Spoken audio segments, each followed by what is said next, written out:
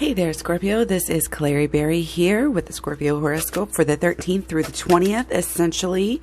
This could be for Scorpio anywhere in your chart, especially your personal planets, your big three, or could also be cusp and cross watchers.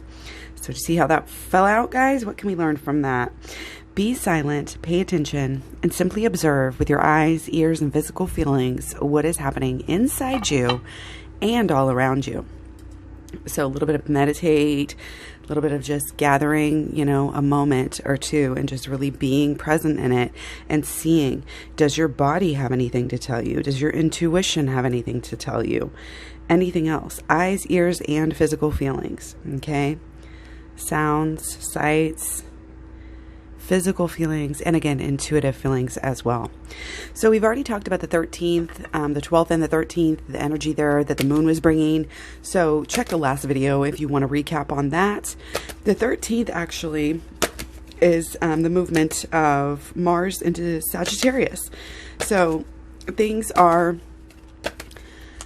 really, in a way, we want them to be very almost kind of proper.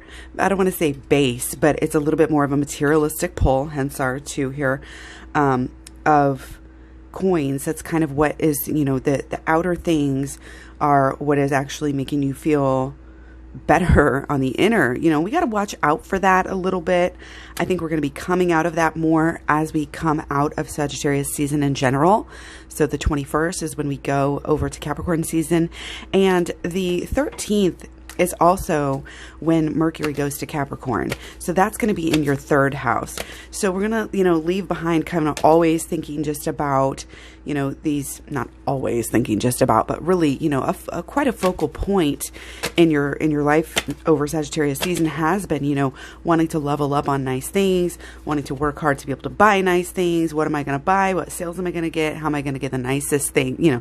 That whole process of wanting to, and even clean up your area as well.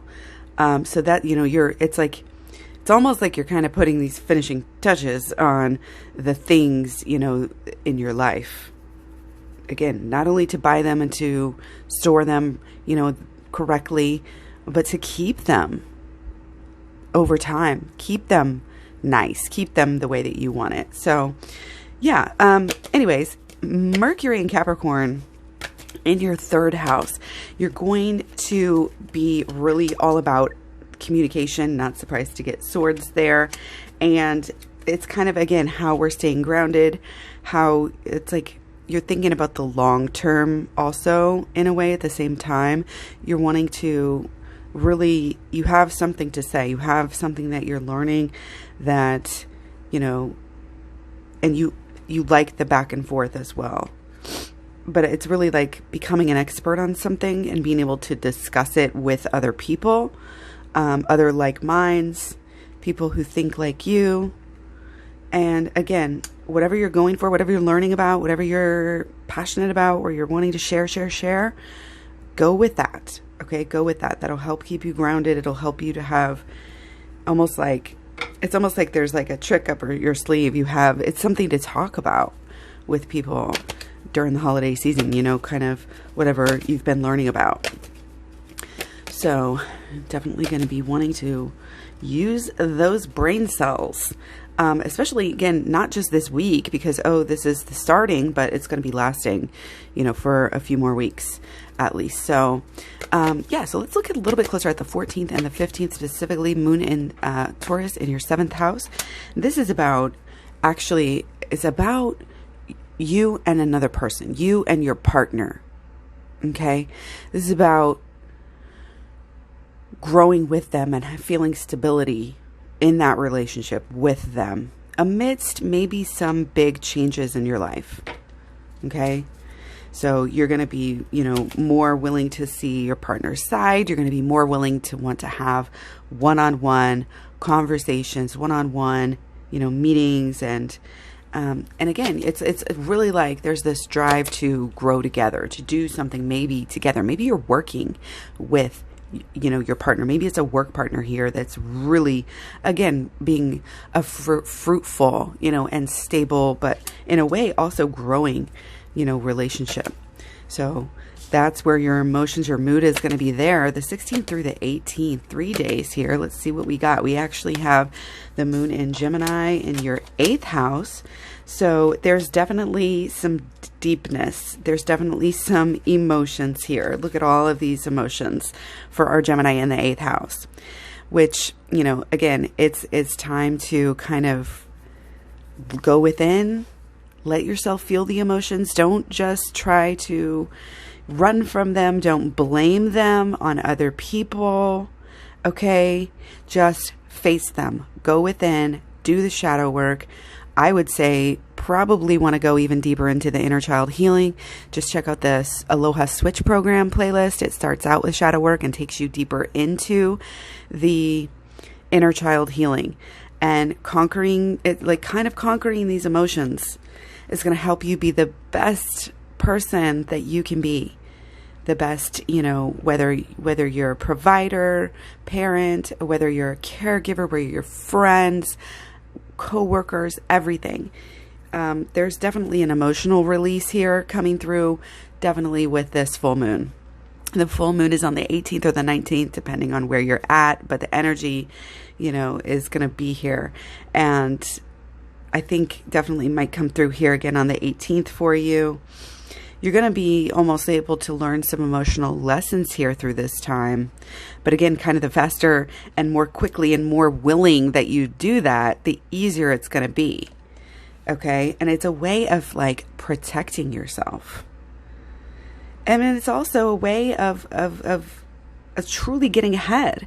It's like all the quotes, you know, that say you can't master others, you can't master life until you've mastered yourself. And really, that has so much to do with emotions. So again, you might be feeling some deep, dark, scary types of emotions here. There might be some fear. There might be some resentment coming through.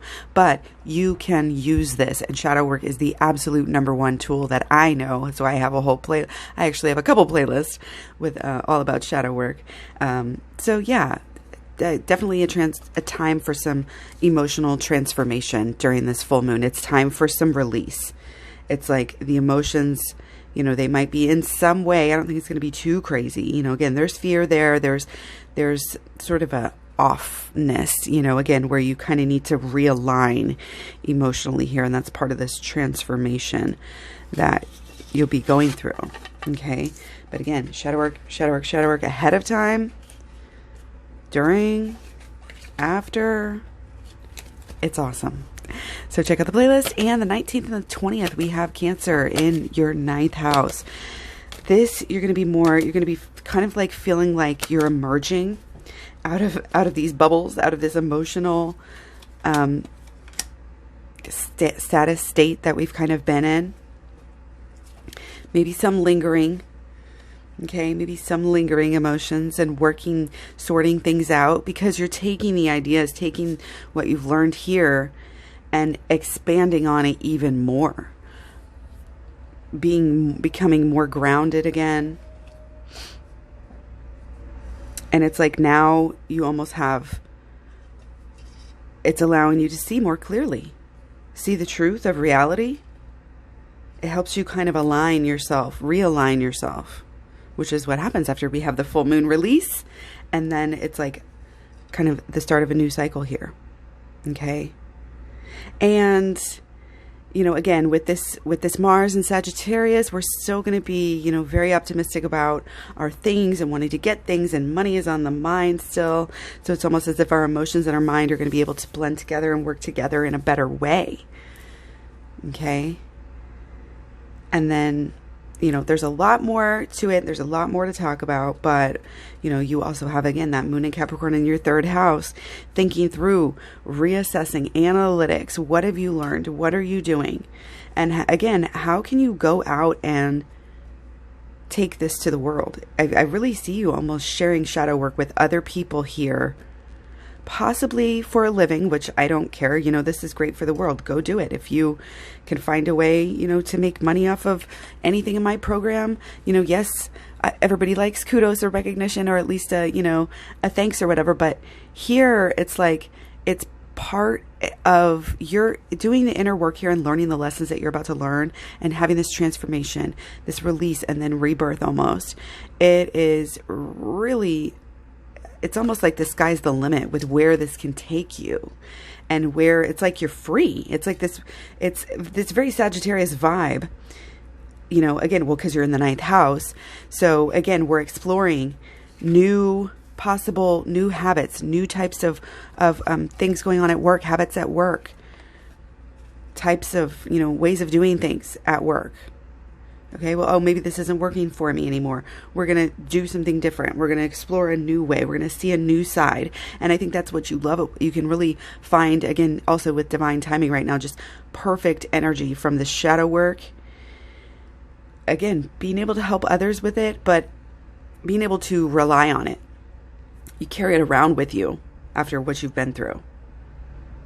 Because you don't want to be that person that's always just looking at other people's problems, figuring out other people's problems, having the sty in their eye, and not looking at yourself. And it's only going to make you more prosperous to do that. Okay? So there's good growth energy. Okay? Pay attention to what's going on. Pay attention to how you feel. Again, once you get really good at this, as soon as you start to feel anything negative, anything annoying in the remote slightest, then you can use the shadow work. Again, wherever you're at, whether you're in your car, whether you're going about life, you're busy or doing stuff, you can do it right then. You don't need to go off and spend time meditating. You don't need to go off and spend hours doing the inner child healing and recovering from it. This is just something you can do on the go. And again, spread to others. It's almost like sharing it with your team at work, and everybody then is able to be more productive. Like, I'm not saying that's exactly going to happen, but that is the energy here. Whatever you learn from this inner healing, you can spread and you can make it a part of your daily life. Again, it keeps you grounded. It keeps you out of trouble. So it helps you kind of to have some peace here as well. So much love, many blessings. Take care. Don't forget to watch the other parts of your chart, and I'll talk to you soon. Bye.